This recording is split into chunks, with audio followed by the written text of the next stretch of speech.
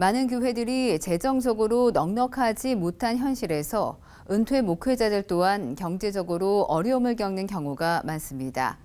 저출산 고령화 사회가 되면서 은퇴 목회자들의 노후 생활 대책을 마련해야 한다는 목소리가 높아지고 있는데요.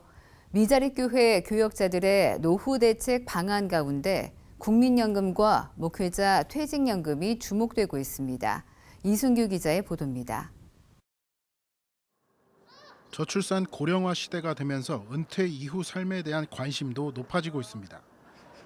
65세 이상 인구가 전체 인구의 60% 이상을 차지하면 초고령화 사회라고 부르는데 우리나라는 올해 말 이에 진입할 것으로 예상되고 있습니다. 이런 시대적 흐름에서 목회자도 예외일 순 없는데 문제는 은퇴 이후 노후 생활 대책을 마련하지 못하는 경우가 많다는 점입니다.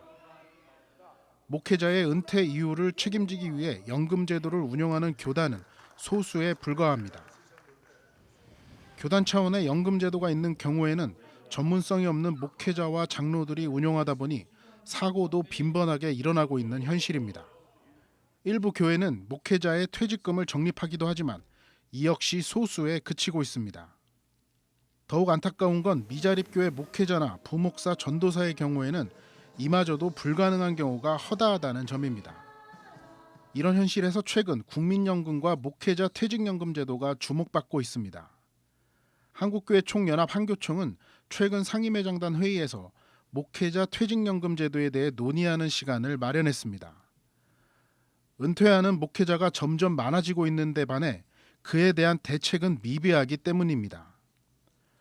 한교총은 한국교회 세무재정연합과 함께 고용노동부에 목회자의 퇴직연금 제도 가입 가능 여부를 질의했고 긍정적인 대답을 얻어냈습니다. 그동안 목회자 과세 제도가 시행됐지만 근로자가 아니라는 점에서 퇴직연금 가입이 불가능한 것으로 여겨졌습니다. 하지만 한교총과 한국교회 세무재정연합 등이 고용노동부와 국세청과의 협의를 통해 가입이 가능하다는 답을 얻어낸 겁니다. 이제 논의를 시작하는 단계지만 한국교회를 대표하는 연합기관이 목회자 은퇴 이유를 고민했다는 점에서 주목할 만한 부분입니다. 장종현 대표이장은 퇴직연금 제도는 법적으로 보장받는다는 점에서 안전하다는 장점이 있다며 절세 효과도 있기 때문에 각 교단이 눈여겨볼 만하다고 말했습니다.